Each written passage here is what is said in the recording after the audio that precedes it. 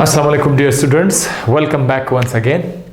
एक बड़े अरसे के बाद फिर से वीडियो आपके पेश खिदमत में हाजिर है। दरअसल मुझे पीएचडी के लिए आना पड़ा क्वेटा से एबटाबाद, इसीलिए इस दौरान वीडियोस काफ़ी लेट हो गए। तो मैं ऐसा कोशिश करता हूँ कि टाइमली आपको वीडियोस जारी कर दूँ इंशाल्लाह। तो स्टूडेंट्स, जैसे कि अक्सर स्टूडेंट्स कहते हैं कि हमें इम्यूनिटी चैप्टर जो है वो स्टार्ट कराएं, तो इम्यूनिटी हम लोग स्टार्ट करते हैं। आज हम सिर्फ समरी पढ़ते हैं, ठीक है, और डेप्थ में नहीं जाएंगे। एक समरी पढ़ेंगे, छोटी सी 10-12 मिनट की समरी, उसके बाद हम डिटेल में एक एक हिस्से को पढ़ेंगे। पहले आते हैं इम्यूनिटी की तरफ। इम्यूनिटी है क्या चीज़? इम्यूनिटी, जिसको आप इम्यून सिस्टम भी कह सकते हैं, राइट। आपकी बॉडी के अंदर मुख्तलिफ़ किस्म के सिस्टम हैं जो मुख्तलिफ़ काम सर अंजाम देते हैं। डाइजेस्टिव सिस्टम है, सर्कुलेटरी सिस्टम है, ठीक है, इसी तरह से स्केलेटल सिस्टम है, नर्वस सिस्टम है। ये सारे सिस्टम आपकी बॉडी में काम करते हैं और हर एक अपना अपना काम है। ये जो इम्यून सिस्टम है या इम्यूनिटी है, इसका भी अपना एक ज़ाती काम है, और वो काम क्या है? डिफेंस, दिफा करना, ठीक है, प्रोटेक्शन आपको प्रोवाइड करते हैं। किस तरह से?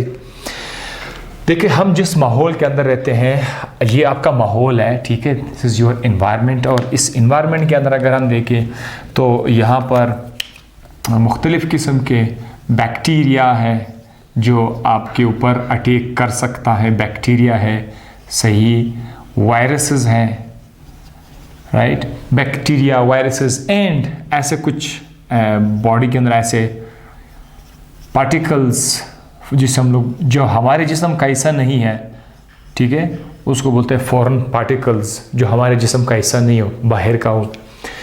ये सारे के सारे क्या करते हैं? हमारे बॉडी के ऊपर, जिस्म के ऊपर ये अटैक कर सकते हैं, ठीक है, अटैक कर सकते हैं, चाहे ये बैक्टीरिया हो या वायरसेस हों। अच्छा, एक और चीज़ भी तो है, फंजाई, ठीक है, कुछ प्रोटोजोआन भी होते हैं।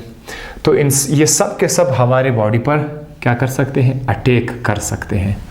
जब ये अटैक करेंगे तो मोस्ट प्रोबेबली क्या होगा कि आपको लग जाएगी डिजीज़, ठीक है, आपको हेल्थ प्रॉब्लम हो सकता है।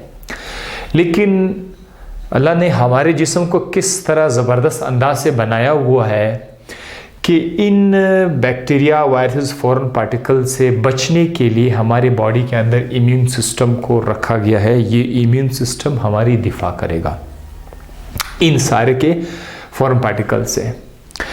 अब एक जानदार, जो आपकी आसानी के लिए मैं सिर्फ एक इंसान का मेरा डायग्राम लिखा हुआ है, ठीक है, इम्यूनिटी बाकी जानदारों में भी है, ठीक है।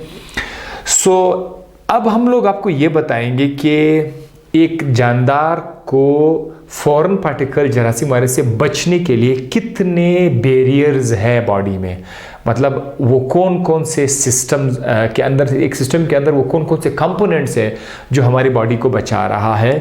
तो अगर मैं यहाँ पे लिख दूँ कि ये this is a human body, तो ह्यूमन बॉडी से हम लोग ड्रॉ करते हैं एक लाइन में यहाँ ड्रॉ कर देता हूँ। ये एक बैरियर है और ये दूसरा बैरियर है, प्रोटेक्शन का एक पर्दा है आप कह सकते हैं, और ये तीसरा बैरियर है। और इसके बाद यहाँ पर मैं लिख लेता हूँ, क्या लिख लेता हूँ? यहाँ पर मैं लिख लेता हूँ बैक्टीरिया, ठीक है, वायरसेस, फंजाई, ये सारे के सारे। किसी भी पैथोजिन को, ओके, यहाँ पर एक लफ्ज़ मुझे पैथोजिन भी नजर आया, पैथोजिन, पैथोजिन। पैथोजिन का मतलब ये है वो ऑर्गेनिजम्स जो डिजीज कॉज करते हैं, डिजीज कॉजिंग ऑर्गेनिजम्स, ठीक है, डिजीज कॉजिंग ऑर्गेनिजम्स, इसको होते हैं पैथोजिन्स। पैथोजिन को, बैक्टीरिया, वायरस को हमारे बॉडी में आने के लिए ये 3 बैरियर्स क्रॉस करने होंगे। पहला बैरियर आपका कहलाता है फर्स्ट लाइन ऑफ डिफेंस, जिसको नेक्स्ट लेक्चर में तफसील से पेश करेंगे। फिर है सेकेंड लाइन ऑफ डिफेंस, फिर है third line of defence.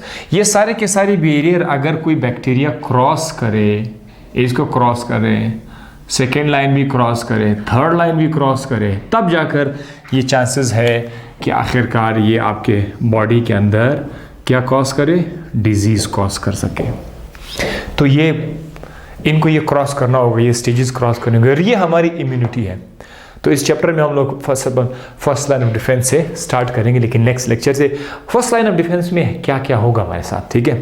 First line of defence में हमारे पास है लेयर, इसको हम लोग बोलते हैं लेयर डिफेंस भी बोलते हैं, लेयर्ड, ठीक है, लेयर्ड डिफेंस भी इसको बोलते हैं, लेयर्ड डिफेंस, क्योंकि ये आपके दरअसल इशारा करते हैं आपके स्किन की तरफ, ठीक है, ये दरअसल इशारा करते हैं आपके स्किन की तरफ, आपका जो जिल्द है, राइट। और इसी के अंदर आपका डाइजेस्टिव ट्रैक्ट आ सकता है, और रेस्पिरेटरी ट्रैक्ट भी आएगा, रेस्पिरेटरी ट्रैक्ट। और इंशाल्लाह हम डिस्कस करेंगे कि किस तरह से डाइजेस्टिव ट्रैक्ट, रेस्पिरेटरी ट्रैक्ट, सांस की नाली, डाइजेस्टिव, ये हमारे लिए जो है फर्स्ट लाइन डिफेंस में रोल अदा करते हैं। सेकेंड लाइन में हमारे पास क्या है, ऐसा कोई पर्दा नहीं है, जिल्द वगैरह नहीं है, कोई जिल्द नहीं है, कोई लेयर नहीं है। यहाँ पर हमारे पास है सेल्स हैं, यहाँ पर हमारे पास ख़ास किस्म के सेल्स हैं, राइट। और वो मुख्तलिफ वाइट ब्लड सेल्स है, मैक्रोफेजेस है, नेचुरल किलर सेल्स है, मुख्तलिफ किस्म के सेल्स हैं, और सेल्स के साथ कुछ प्रोटीन भी है, और साथ ही साथ यहाँ पर है इन्फ्लामेटरी रेस्पॉन्स। जब आप देखते हैं कभी कभी आपकी जिस्म के अंदर कोई जगह जो है ना स्वेल हो जाता है, वहाँ पे रेडनेस आ जाती है, स्वेलिंग आ जाती है, थोड़ा बहुत पेन भी होता है, दैट इज कॉल्ड स्वेलिंग। तो ये इस इन्फ्लेमेटरी रिस्पॉन्स, ये भी सेकेंड लाइन के अंदर आ रहा है। And temperature response, temperature response. तो ये तो भाई एक ट्रेलर है ना, अब आप आगे देखेंगे कि नेक्स्ट लेक्चर में, इस वीडियो में हम ये आपके साथ डिस्कस करेंगे, फिर ये भी डिस्कस करेंगे। और ये याद रखिए, सेकेंड लाइन जो होगा ये नॉन स्पेसिफिक होगा, that is non specific. Non specific मतलब ये ऐसा लाइन है कि इसके अंदर जो सेल्स हैं ये किसी भी फॉरेन पार्टिकल पर अटैक कर सकते हैं। ये नहीं देखते कि ये कौन है, ये कोई स्पेसिफिक पार्टिकल को नहीं देखते, बस जो भी आया उसको जो है अटैक कर लेते हैं, कोई भी फॉरेन हो। तो कोई स्पेसिफिक नहीं है, जैसे कि हमने देखा कि बाज़ ऐसे सेल्स होते वो एक ख़ास किस्म के जरासीम पर एक ख़ास किस्म का अटैक कर लेते हैं, ठीक है। तो वो ख़ास वाली जो लफ्ज़ स्पेसिफिक वो यहाँ पे नहीं है, ये बड़ा स्पेसिफिक है। थर्ड लाइन जो है ये बहुत ज़्यादा स्पेसिफिक है। एक ख़ास किस्म के जरासीम के लिए एक ख़ास किस्म के सेल एंटीबॉडीज़ तैयार होंगे, एक ख़ास किस्म के वायरस के लिए एक ख़ास किस्म का अटैक तैयार होगा। ये बहुत ज़्यादा स्पेसिफिक है, और ये हमारा और आपका थर्ड लाइन ऑफ डिफेंस है। ये अगर क्रॉस हो गया तो फिर हो जाएगी डिजीज़। अच्छा, यहाँ पर इसमें हम लोग डिस्कस करेंगे एंटीजन को और एंटीबॉडी को। यहाँ पर हम डिस्कस करेंगे कि किस तरह से एंटीजन एंटीबॉडी रिएक्शन करते हैं। और ये जो लेक्चर होगा ये आपके लिए इसलिए भी ज़्यादा इम्पोर्टेंट होगा क्योंकि आजकल लोग जो है वो इम्यूनिटी पर बहुत ज़्यादा बात करते हैं, ख़ासकर पिछले साल से अब इस साल। जैसे कि ये जो कोविड का दौर चल रहा है, वायरस का दौर चल रहा है, लोगों को आस्ता आस्ता, एक तो वायरस का नाम, आम लोगों को भी पहले वायरस के बारे में पता नहीं था, लेकिन अब वो लोग वायरस के बारे में जान गए। साथ ही साथ क़ुव्वत मुदाफ़ियत या इम्यून सिस्टम, इम्यूनिटी के बारे में भी लोग आस्ता आस्ता जान गए। तो आप लोगों को भी ये चैप्टर बहुत ज़्यादा पसंद आएगा, बिकॉज इसमें काफ़ी इंपॉर्टेंट मालूमात आपके लिए अवेलेबल है।